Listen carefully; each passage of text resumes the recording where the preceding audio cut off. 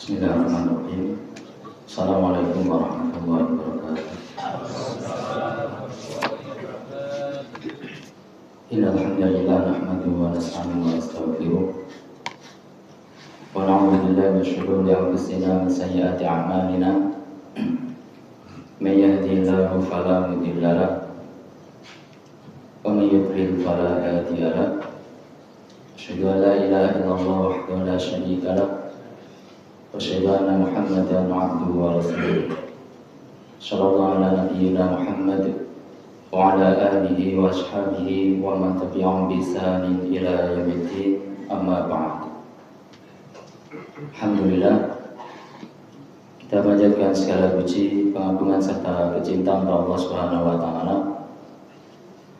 Dan yang Maha sempurna yang telah menganugerahkan nikmat-nikmat yang tak terhingga kepada kita semuanya, sehingga sampai saat ini kita masih di atas keislaman, di atas keimanan, dan Allah masih memberikan hidayah, taufik serta pertolongannya, sehingga kita dimudahkan untuk menjalankan amalan-amalan ketaatan. Di antaranya pada sore hari ini tadi telah kita laksanakan bersama sholat asar berjamaah. Insya Allah kita lanjutkan dengan belajar bersama, belajar Al-Quran dan Sunnahnya Rasulullah Sallallahu Alaihi Wasallam. Ini semuanya merupakan nikmat yang sangat agung dari Allah Subhanahu wa Ta'ala. Karena nikmat ketaatan itu kebaikannya kembali kepada diri kita sendiri. Ketika kita melakukan suatu amal ketaatan, ketika kita menjalankan suatu peribadatan kepada Allah Subhanahu wa Ta'ala, hakikatnya bukanlah Allah yang butuh kepada amalan kita itu, tapi justru kitalah yang sangat butuh untuk beribadah kepada Allah Subhanahu wa Ta'ala, untuk menjalankan amal-amal ketaatan itu sebagai bekal kita nanti untuk menghadapi hari esok yang abadi, yakni hari akhirat. Karena kita maklum bersama bahwasanya kehidupan kita atau kehidupan manusia itu ada 4 fase. Yang pertama, kehidupan ketika di rahim ibunda kita masing-masing, ya, selama 9 bulan 9 hari sekitar itu. Kemudian kehidupan yang kedua, kehidupan yang mana sedang kita jalani, yaitu di alam dunia ini, yang mana kita meyakini bahwa kehidupan fase yang kedua, kehidupan dunia ini pasti akan berakhir, yaitu datangnya al-maut, kematian pada diri kita masing-masing. Nah, permasalahannya kehidupan kita bukan hanya berhenti pada fase yang kedua ini, tidak hanya berhenti pada kehidupan dunia, kemudian kita wafat, setelah itu selesai segala urusan, tidak ada pertanggungjawaban dari apa yang kita lakukan di dunia ini. Tidak demikian.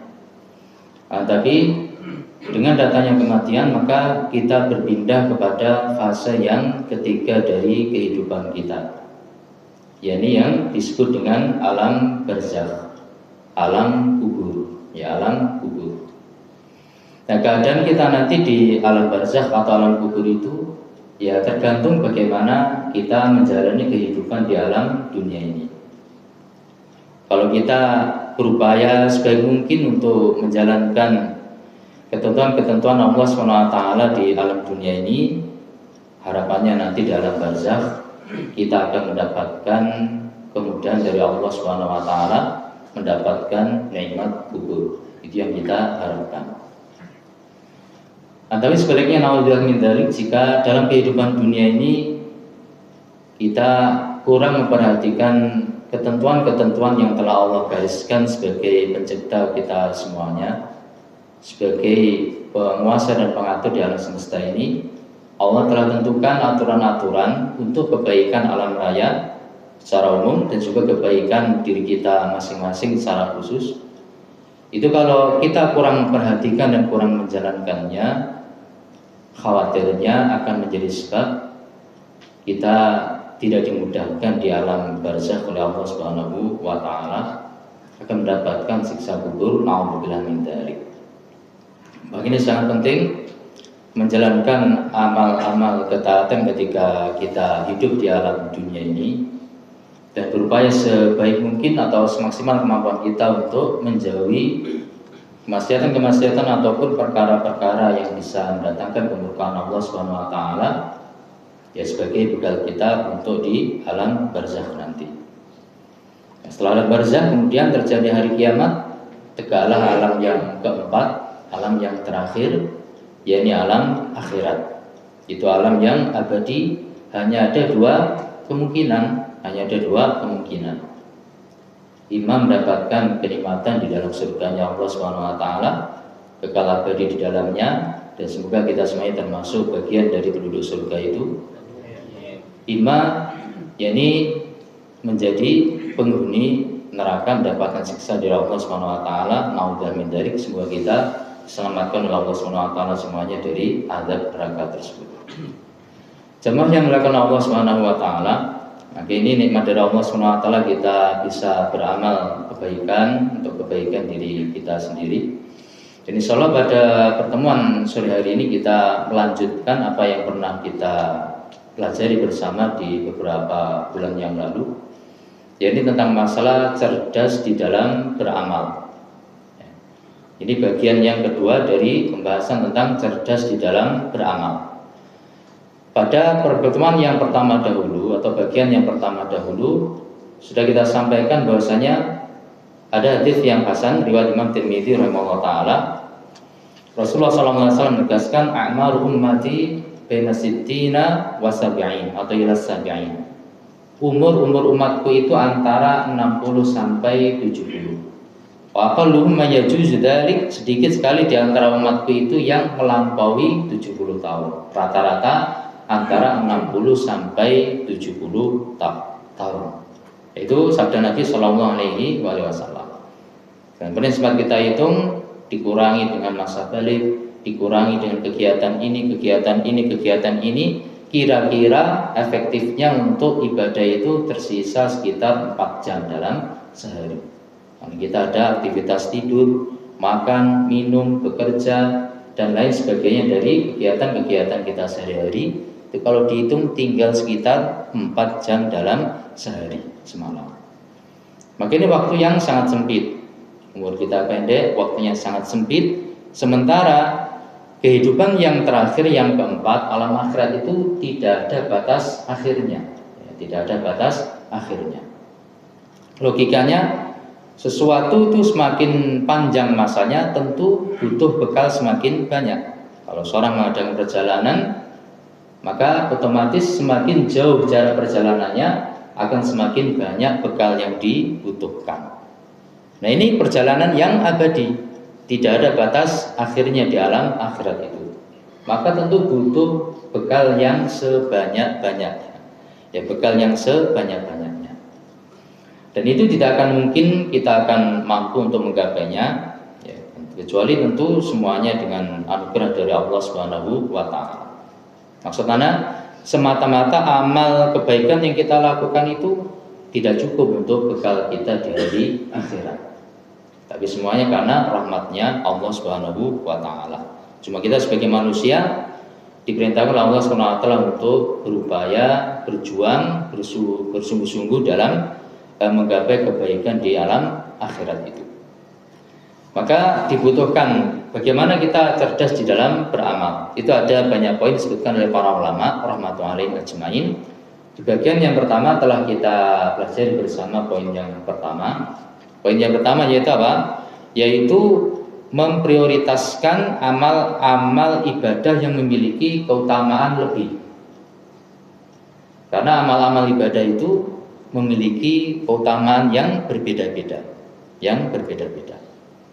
Maka hendaknya kita pelajari dan kita prioritaskan mana di antara amal-amal ibadah itu yang memiliki keutamaan lebih dibandingkan amalan yang lain, yang dilipat gandakan lebih banyak, yang potensi pahalanya lebih besar. Itu yang hendaknya kita prioritaskan. Karena usia kita itu sempit, tidak mungkin kita akan mampu mengamalkan seluruh amal kebaikan itu, sangat tidak mungkin. Maka kita prioritaskan mana dari amalan-amalan itu yang memiliki keutamaan lebih pelipat gandaan pahala, potensi pahalanya lebih besar, itu yang kita hendaknya lebih perhatikan. Nah, keutamaan amalan ini telah kita sebutkan kemarin, kembali kepada 3 sebab.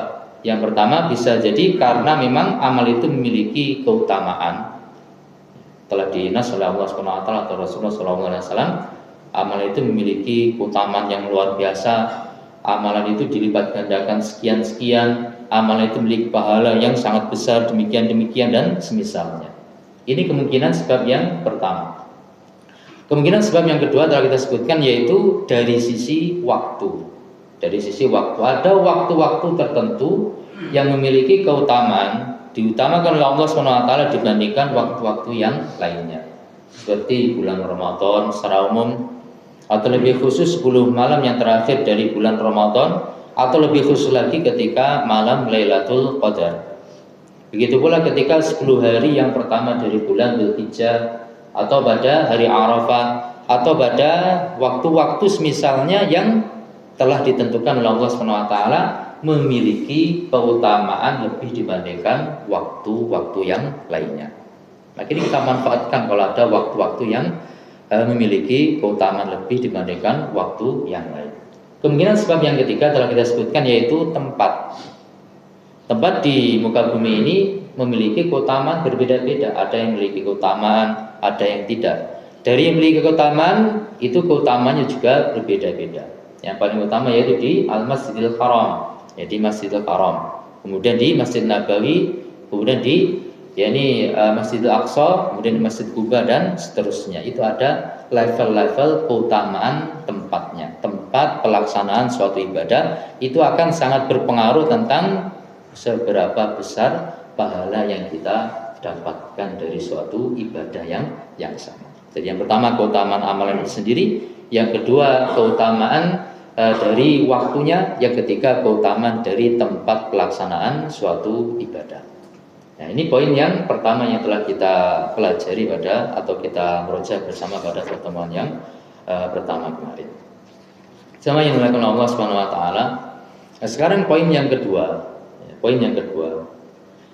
Kita hendaknya betul-betul memperhatikan tentang terpenuhinya syarat-syarat supaya amalan kita itu termasuk kategori amalan yang soleh, supaya amalan kita itu diterima oleh Allah Subhanahu wa taala.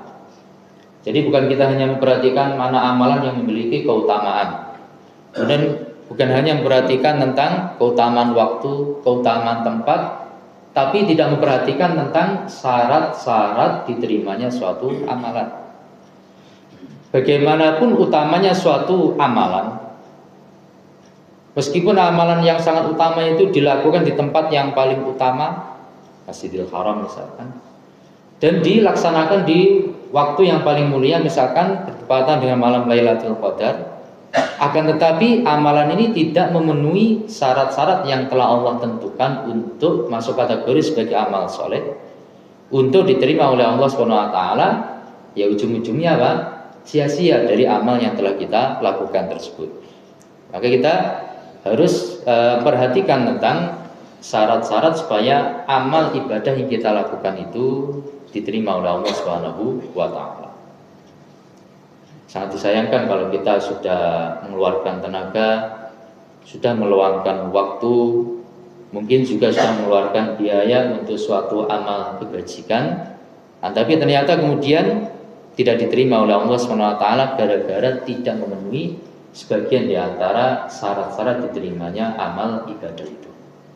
Nah, maka ini suatu hal yang sangat penting, ya, disebutkan oleh para ulama rahmatullahi alaihim ajma'in. Untuk orang-orang yang beriman, maka para ulama menyebutkan di antara syarat diterimanya amal itu ada dua yang paling inti. Yang pertama, syarat yang pertama adalah al-ikhlasu lillahi ta'ala, ikhlas karena Allah Subhanahu wa taala. Kemudian yang kedua, al-mutaba'atu li Rasulillah sallallahu alaihi wasallam. Mutaba'ah, mengikuti ketentuan ataupun ajarannya Rasulullah sallallahu alaihi wasallam. Ini syarat suatu amalan itu diterima oleh Allah Subhanahu wa taala, harus terpenuhi dua syarat tersebut. Yang mana syarat yang pertama, ikhlas karena Allah Subhanahu wa taala dalam kita beramal, amal ibadah apapun diikhlaskan untuk Allah Subhanahu wa taala.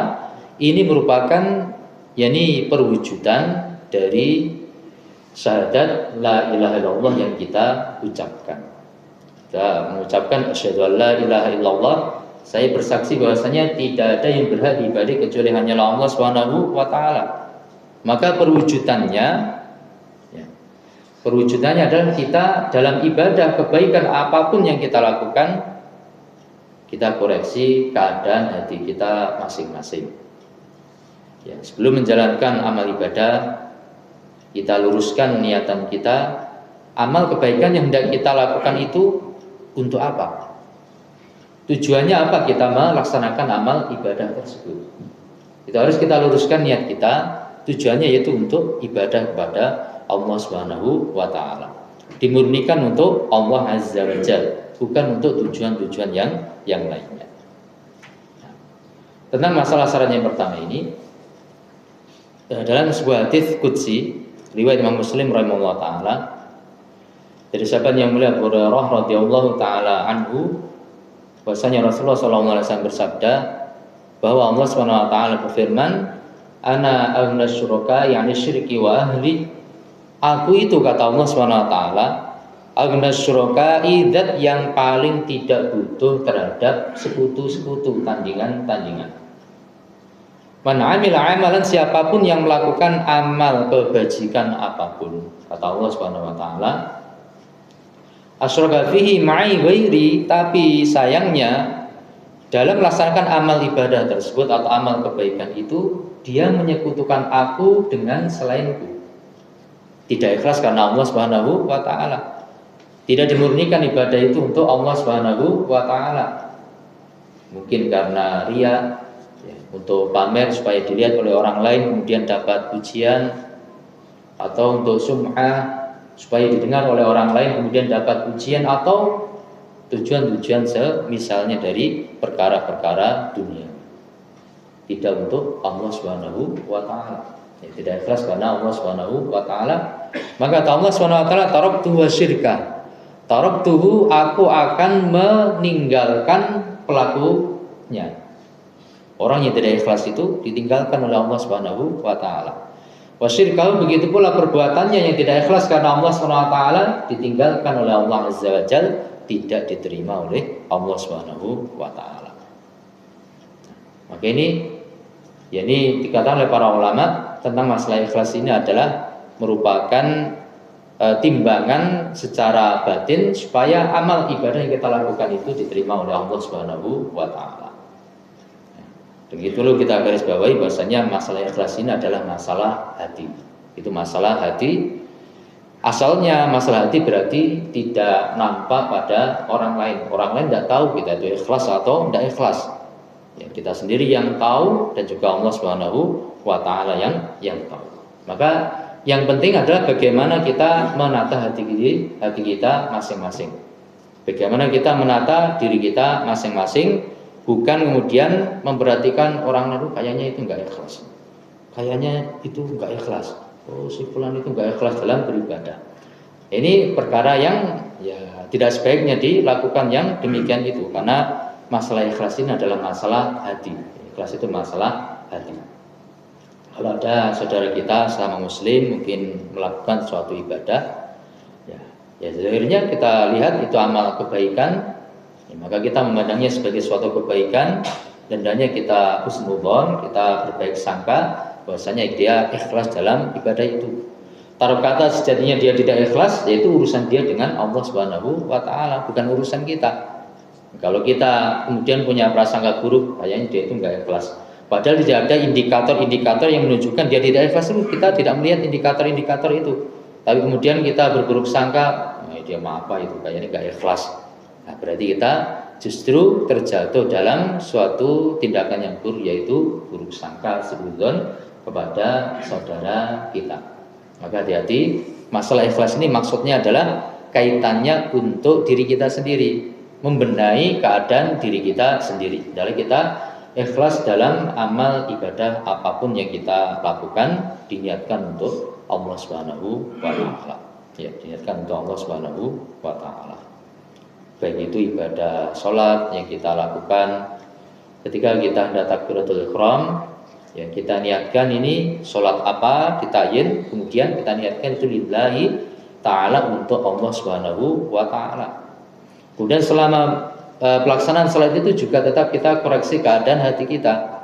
Karena kadang-kadang misalkan kita sedang sholat sunnah, sebelum sholat sudah kita tata hati kita, ini sholat ini aku lakukan untuk Allah Subhanahu wa ta'ala, untuk mencari pahala di sisi Allah Subhanahu wa ta'ala. Kadang-kadang di awal sudah ikhlas, kemudian di tengah pelaksanaan sholat, lagi sholat sunnah, kemudian ada orang lain yang lewat, dan itu kita mengetahui ada orang lain yang lewat. Ketika ada orang lain yang lewat, kemudian apa? Terbetik dalam hati kita untuk apa?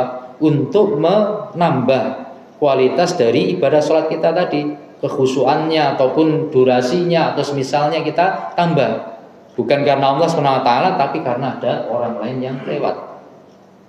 Orang lain yang lewat mungkin calon mertua, atau mungkin atasan kita, atau mungkin rekan bisnis yang kita harapkan nanti bisa membantu kita, atau apa.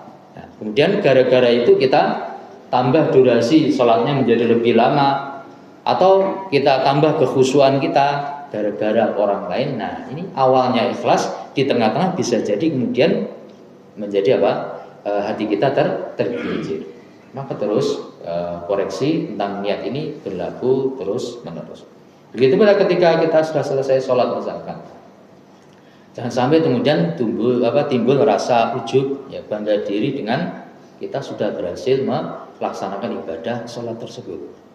Ibadah sholat yang kita kerjakan itu tidak mungkin kita mampu mengerjakannya kecuali karena kita dapat hidayah taufik dari Allah SWT. Tidak akan mampu kita melaksanakannya kecuali karena mendapatkan pertolongan dari Allah SWT, dimudahkan oleh Allah SWT. Maka bangga diri setelah menjalankan suatu amal ibadah atau ketaatan apapun, disebutkan oleh para ulama itu termasuk suatu sebab, yakni penyebab gugurnya amalan. Ya, pahala amalnya akan menjadi gugur disebabkan seorang itu ujub bangga diri, apalagi kalau sampai menyombongkan diri kepada yang lainnya. Baik. Maka masalah ikhlas ini perkara yang sangat penting, ya, perkara yang sangat penting untuk kita perhatikan.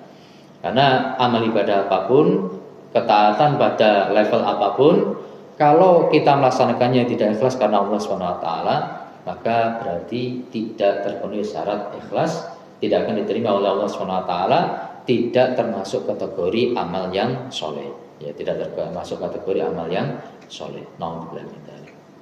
Sama yang dilakukan Allah Subhanahu wa taala. Kemudian syarat diterimanya amal ibadah yang kedua, yaitu al-mutaba'atu li sunnati Rasulillah sallallahu alaihi wasallam. Mutaba'ah, mengikuti kepada sunnahnya Rasulullah sallallahu alaihi wasallam. Mengikuti ajarannya beliau sallallahu alaihi wasallam, mengikuti ketentuan dan bimbingan beliau sallallahu alaihi wasallam. Dalam sebuah hadis yang sahih riwayat Imam Muslim rahimahullah taala dari Bunda Aisyah radhiyallahu taala anha, bahwasanya Rasulullah sallallahu alaihi wasallam telah menegaskan, man 'amila 'amalan laisa 'alaihi amruna fa huwa raddun. Man, siapapun orangnya, ya, siapapun orangnya umum, laki-laki, perempuan, warna kulitnya apapun, dari suku bangsa apapun, status sosialnya bagaimanapun, siapapun orangnya amil amalan, dia mengamalkan amalan apapun, maksudnya amalan kebaikan, berupa amalan kebaikan apapun, tapi laisa alaihi amruna, tidak sesuai dengan ketentuan bimbingannya Rasulullah sallallahu alaihi wasallam, fa huwa raddun, maka itu tertolak. Raddun ay mardudun, kata Imam Nawawi rahimahullah taala, yakni tertolak, tidak diterima oleh Allah Subhanahu wa taala. Kata siapa? Kata Rasulullah sallallahu alaihi wasallam. Maka ini hal yang sangat penting untuk kita perhatikan. Dalam kita beramal ibadah apapun, bukan hanya sisi keikhlasan yang kita perhatikan. Ikhlas sangat penting, itu timbangan amal soleh secara batin, harus ikhlas karena Allah SWT. Tapi juga tidak boleh kita menyampingkan, yakni timbangan secara zahir, apakah amalan itu sesuai dengan ajarannya Rasulullah SAW, ataukah tidak sesuai dengan bimbingan beliau sallallahu alaihi wasallam. Ini juga suatu hal yang sangat penting untuk diperhatikan. Kenapa? Karena masalah dalam beramal kita mutaba'ah kepada Rasulullah sallallahu alaihi wasallam ini adalah perwujudan syahadah yang kedua. Asyhadu anna Muhammadar Rasulullah. Kita katakan asyhadu, saya bersaksi, anna Muhammadan, bahwasanya Muhammad bin Abdullah sallallahu alaihi wasallam adalah Rasulullah, utusan Allah Subhanahu wa taala. Kalau kita mengakui beliau sebagai utusan, berarti yang kita jadikan sebagai patokan dalam kehidupan, patokan dalam beramal, patokan dalam beribadah adalah ketentuan-ketentuan yang telah beliau sampaikan kepada umatnya, termasuk kita semuanya. Ini perwujudan dari syahadah anna Muhammadar Rasulullah. Jangan yang dimuliakan oleh Allah Subhanahu wa taala. Bahkan para ulama seperti Al-Imam Ibnu Katsir rahimahullah taala menegaskan dalam tafsirnya bahwa al-mutaba'ah, mengikuti kepada sunnahnya Rasulullah SAW dalam amal ibadah apapun, itu merupakan bukti kecintaan kita kepada Allah Subhanahu wa taala dan Rasulullah SAW. Ketika menjelaskan tentang ayatul mihnah, ayat yang itu dijadikan sebagai mihnah, sebagai ujian bagi setiap orang yang beramal soleh, atau setiap orang yang ujian bagi setiap orang yang mengklaim dia itu cinta kepada Allah SWT, cinta kepada Rasulullah SAW. Maka datang ayat yang merupakan ujian bagi orang yang mengklaim dirinya cinta Allah dan cinta Rasulullah SAW. Ayat apa itu? Yaitu firman Allah SWT, qul in kuntum tuhibbunallaha fattabi'uni yuhibbukumullahu wa yaghfir lakum dzunubakum. Qul, katakanlah wahai Rasul, perintah dari Allah SWT kepada Rasulullah Muhammad SAW supaya beliau menegaskan kepada umatnya. Katakanlah wahai Rasul kepada umat itu, mengatakan apa? In kuntum tuhibbunallaha, in kuntum, jika ada kalian itu, tuhibbuna, kalian itu benar-benar cinta Allah, kepada Allah Subhanahu wa taala.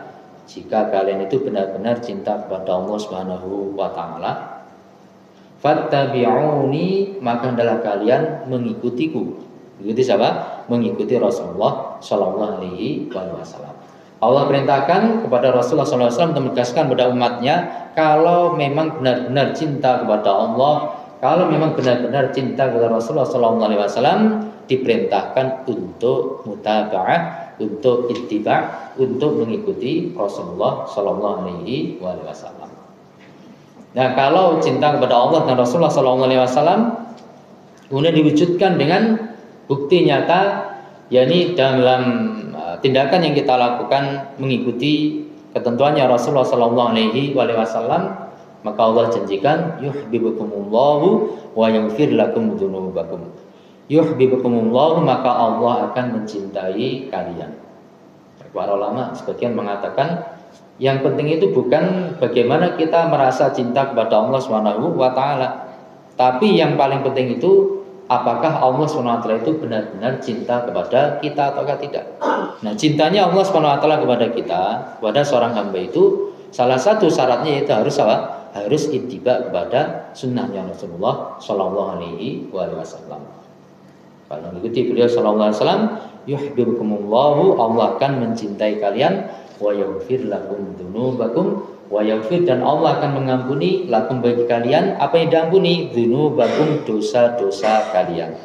Ini keutamaan dari mutaba'ah, mengikuti sunnahnya Rasulullah sallallahu alaihi wasallam.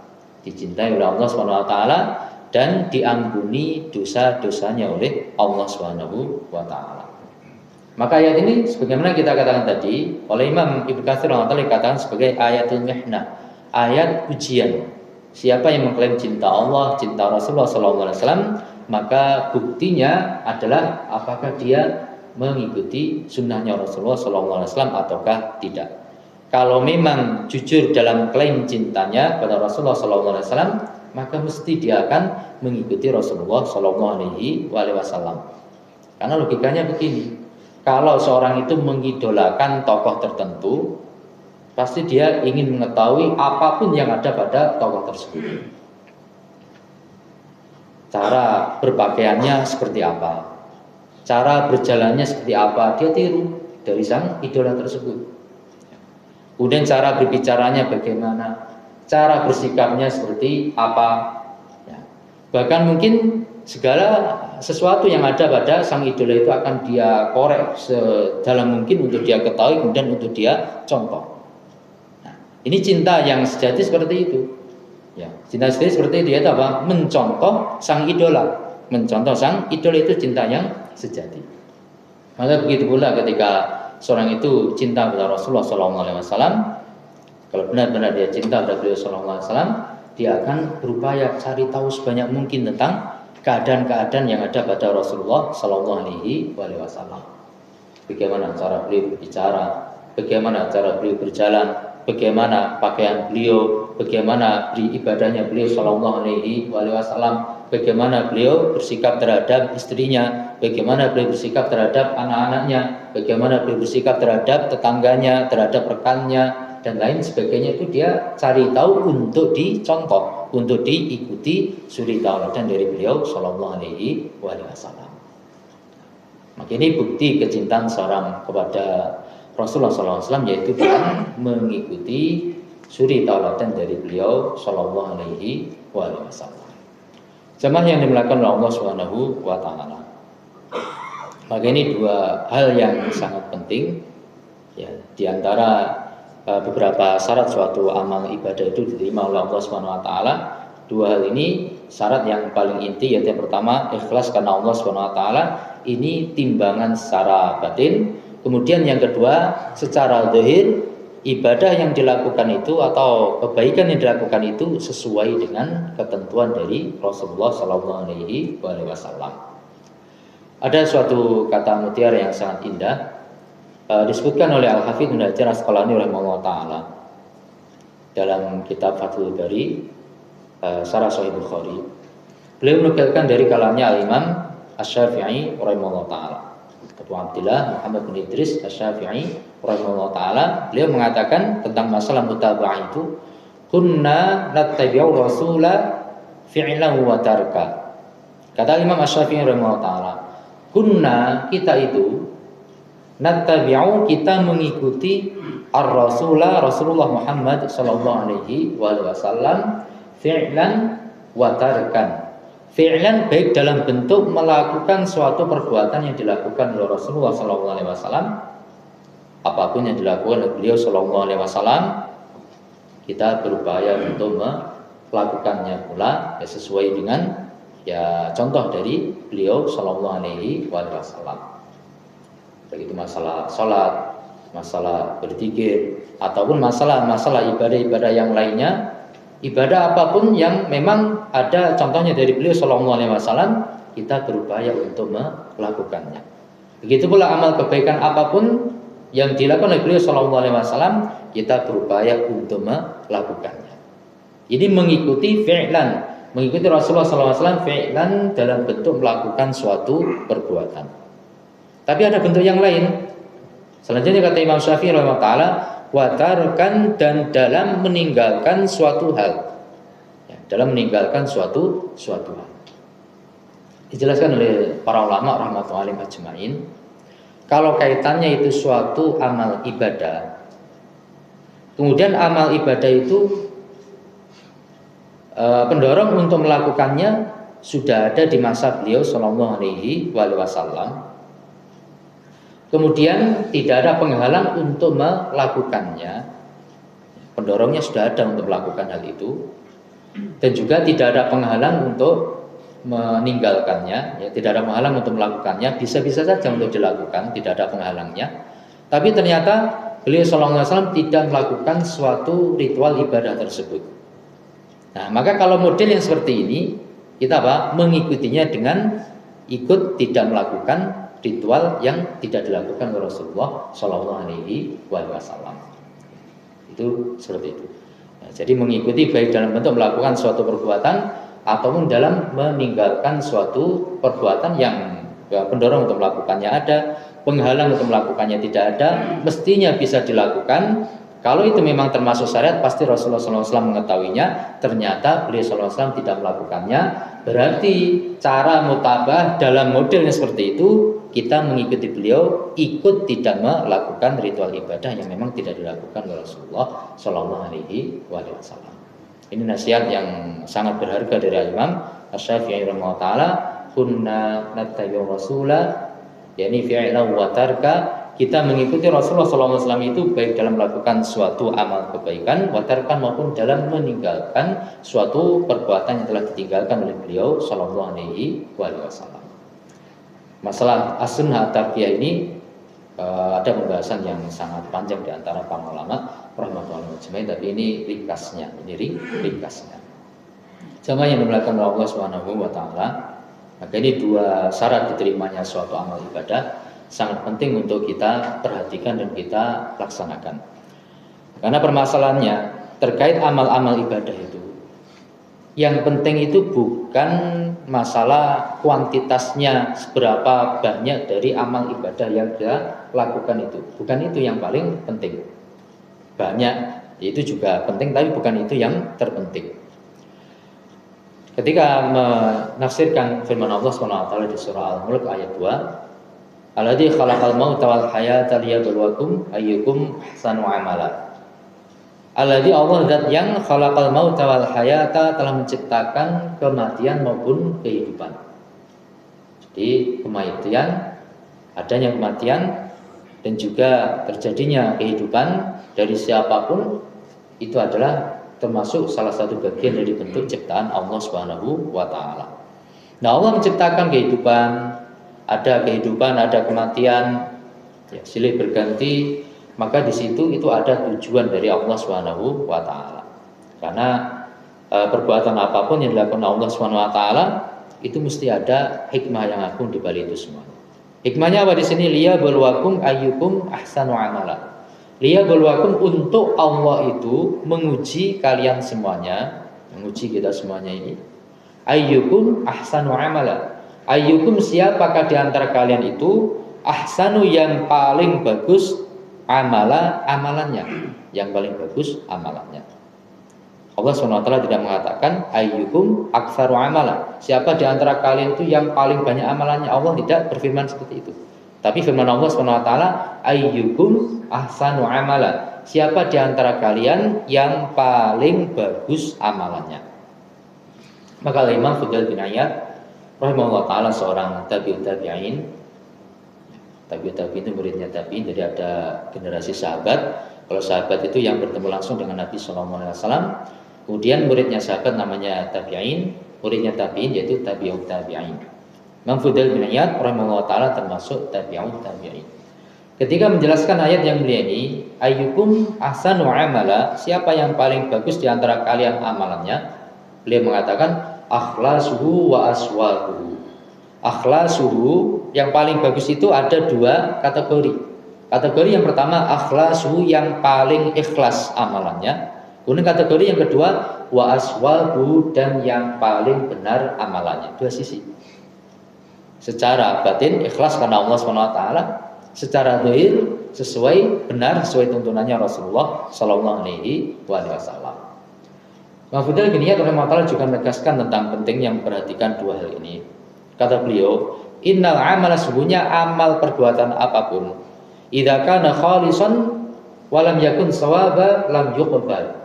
Kalau amalan itu ikhlas karena Allah SWT, tapi tidak benar, tidak sesuai dengan aturannya Rasulullah sallallahu alaihi wasallam, lam yuqbal, tidak diterima oleh Allah Subhanahu wa taala. Ikhlas saja tapi tidak benar, tidak diterima oleh Allah Subhanahu wa taala. Ya. Begitu pula sebaliknya, wa idza kana shawaban wa lam yakun khalisan lam yuqbal. Kalau benar tapi tidak ikhlas, maka tidak diterima oleh Allah Subhanahu wa taala. Intinya harus terpenuhi dua hal tersebut. Innal amala idza kana khalisan wa lam yakun shawaban lam yuqbal. Kalau ikhlas tapi tidak benar, belum diterima oleh Allah Subhanahu wa taala. Wa idza kana shawaban wa lam yakun khalisan lam yuqbal. Kalau benar tapi enggak ikhlas, maka juga tidak diterima oleh Allah Subhanahu wa taala, hatta yakuna khalisan shawaba, sampai amalan itu Sisi batinnya ikhlas karena Allah Subhanahu wa taala, sisi zahirnya benar sesuai tuntunannya Rasulullah sallallahu alaihi wasallam, baru diterima oleh Allah Subhanahu wa taala. Beliau menjelaskan wal khalisu idza kana lillahi azza wa jalla, yang namanya ikhlas kalau amalan itu semata-mata untuk Allah Subhanahu wa taala. Waswabu, yang namanya amalan itu benar, dikatakan benar, dikatakan sebagai amal soleh kapan? Idza kana ala sunnati Rasulillah sallallahu alaihi wasallam, kalau di atas sunnahnya Rasulullah sallallahu alaihi wasallam. Ini nasihat dari beliau Al-Imam Fudail bin Iyad rahimahullah taala tentang pentingnya dalam beramal kita bukan hanya memperhatikan tingkatan dari amalan, tingkat keutamaan dari suatu amalan, tempat pelaksanaan, waktu pelaksanaan, bukan hanya memperhatikan itu, tapi sangat penting juga memperhatikan syarat-syarat supaya amalan itu diterima oleh Allah Subhanahu wa taala. Secara batin ikhlas karena Allah Subhanahu wa taala, secara zahir sesuai dengan tuntunannya Rasulullah sallallahu alaihi wasallam. Nah, jamaah yang dilakukan oleh Allah Subhanahu wa taala, sebagai penutup tentang masalah mutaba'ah, mengikuti sunnahnya Rasulullah SAW dalam beramal ini, Syekh Utsaimin rahimahullah taala menjelaskan mutaba'ah itu tidak mungkin terwujud kecuali kalau terpenuhi 6 hal, 6 unsur terpenuhi. Jadi kita sebutkan secara ringkas karena keterbatasan waktu. Unsur yang pertama yaitu sebabnya. Sebabnya. Contohnya apa? Contohnya sholat Contohnya misalkan sholat tahiyatul masjid. Sholat tahiyatul masjid berarti sholat, sebabnya apa? Sholat sunnah sebabnya karena menghormati masjid. Kita masuk dalam masjid, karena sebab itu disyariatkan kita untuk sholat 2 rakaat sebelum duduk. Dan itu yang rajih. Menurut pendapatnya jumhur para ulama hukumnya adalah sunnah. Meskipun ada juga sebagian ulama yang berpendapat wajib, tapi yang rajih hukumnya adalah sunnah. Nah, ini ada sebabnya. Secara syariat memang ditetapkan sebab itu, sebab masuk masjid disyariatkan untuk sholat tahiyatul masjid. Maka kalau misalkan ada seseorang yang kemudian punya keyakinan dan punya amalan tertentu, ketika misalkan masuk ke pendapa rumahnya, dia ada sholat untuk menghormati pendapa rumahnya itu, maka berarti ini tidak terpenuhi sebab unsur yang pertama, yaitu sebabnya. Sebabnya tidak disebutkan oleh Rasulullah Sallallahu Alaihi Wasallam. Berarti ini tidak diterima oleh Allah Subhanahu Wa Taala. Karena apa? Unsur sebabnya tidak terpenuhi. Kemudian yang kedua yaitu unsur jenis. Jenisnya juga harus sesuai dengan tuntunannya Rasulullah Sallallahu Alaihi Wasallam. Contohnya misalkan masalah ibadah kurban. Ibadah kurban telah ditegaskan dalam ayat yang mulia, yadhkuru smallahi ala ma razaqahum min bahimatil an'am, supaya kalian itu menyebut-nyebut namanya Allah Subhanahu wa taala atas rezekinya Allah kepada mereka, yaitu berupa apa? Berupa bahimatil an'am, hewan ternak. Hewan ternak dimasukkan dijelaskan oleh para ulama, yaitu unta, kemudian yang kedua sapi, kemudian yang ketiga kambing baik kambing Jawa atau kambing kibas, yaitu domba. Terbatas pada 3 jenis hewan ini, hewan ternak yang 3 hal ini. Ya, maka jenisnya harus sesuai. Kalau ada orang kurbannya ayam jago, kurbannya di 10 Muharram, 10 Dzulhijjah, setelah sholat Id dia bawa ayam jago kemudian disembelih, katanya untuk korban, maka ini tidak sesuai dengan tuntunannya Rasulullah SAW, tidak diterima. Kurbannya ayam jago, tidak diterima karena sudah ditentukan jenisnya, yaitu apa? Unta atau sapi nanti termasuk kerbau, atau kambing baik kambing Jawa ataupun kambing domba, yaitu kudus kibas. Nah, sudah ditentukan jenisnya. Kemudian unsur yang ketiga yaitu kadarnya. Kadarnya itu juga telah ditentukan. Misalkan sholat subuh 2 rakaat itu sudah ditentukan. Kalau ada seseorang punya kemudian acara sendiri, ritual sendiri, saya sholat subuh 2 rakaat itu enggak cukup, kurang. Saya sholat subuhnya 4 rakaat. Saya sholat subuhnya 4 rakaat. Maka justru apa? Tidak diterima oleh Allah Subhanahu wa taala. Sengaja loh. Kalau lupa beda lagi. Ini sengaja memang dia meyakini ibadah sholat subuh 4 rakaat. Ini malah tidak diterima oleh Allah Subhanahu wa taala. Ulama sepakat tentang hal tersebut. Jadi bilangan itu juga telah ditentukan. Atau misalkan dia punya ibadah tambahan, saya sholat wajib 5 waktu itu enggak cukup, kurang. 5 waktu sholat wajib kurang. Ini kayaknya jam 9 pagi ini waktunya duha itu saya punya satu sholat wajib lagi. Jadi sholat fardunya jadi 6 waktu, bukan hanya 5 waktu. Maka yang keenam yang tambahnya ini tidak sesuai tentunya Rasulullah SAW, tidak diterima oleh Allah Subhanahu wa taala. Baik, kemudian yang keempat, kaifiyah tata caranya.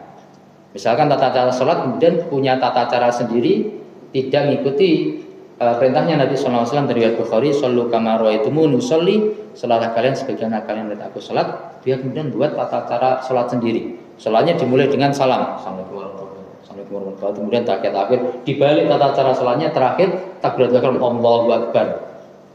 Tata cara dibalik. Nah, maka seperti ini tidak diterima oleh Allah SWT. Karena apa? Karena kaifiyah tata caranya tidak mengikuti aturannya Rasulullah SAW. Unsur yang kelima, waktu. Ada ibadah-ibadah tertentu yang sudah ditentukan waktunya. Contohnya apa? Contohnya ibadah kurban. Ibadah kurban sudah ditentukan waktunya, yaitu tanggal 10 Dzulhijjah sampai 12 atau 13. Sebagian ulama mengatakan 12 Dzulhijjah, sebagian mengatakan sampai 13 Dzulhijjah. Kalau misalkan seorang mengatakan saya ibadah kurban tanggal berapa? Tanggal 1 Muharram. Nah, ini berarti tidak sesuai dengan ketentuan dari Rasulullah SAW. Kemudian yang terakhir, yang unsur yang keenam yaitu tempat. Ada ibadah-ibadah tertentu yang sudah ada ketentuan tempatnya. Misalkan haji, ya haji ke Baitullah di Masjidil Haram sana dan sekitarnya dari manasik haji. Maka kalau ada seorang kemudian mengklaim saya melaksanakan ibadah haji di pulau tertentu di Indonesia misalkan, nah, berarti ini tidak terpenuhi unsur yang keenam, yaitu masalah tempat. Haji itu sudah ditentukan tempatnya, tidak bisa dilaksanakan di tempat yang lainnya. Atau misalkan itikaf ditentukan menurut jumhur yaitu harus di masjid. Lalu dia punya keyakinan bukan karena pembahasan fikih, tapi memang dia punya acara sendiri, bahwasanya apa? Dia itikaf di gua tertentu, itikaf di gua tertentu. Tapi dia yakin itu sebagai itikaf, maka ini tidak terpenuhi syarat sebagai itikaf. Dari sisi apa? Dari sisi tempatnya. Tapi mungkin ini secara ringkas, mudah-mudahan bisa difahami dan bermanfaat bagi hati kita, dunia kita dan akhirat kita. Kalau ada benarnya dari Allah Subhanahu wa taala, ada kelirunya karena keterbatasan mana, semoga diampuni oleh Allah Subhanahu wa taala. Ada kurang yang mohon maafkan. Subhanallah wa bihamdika asyhadu an la ilaha illa anta astaghfiruka wa atubu ilaik. Wa akhiru da'wana alhamdulillahirabbil alamin. Wassalamualaikum warahmatullahi wabarakatuh.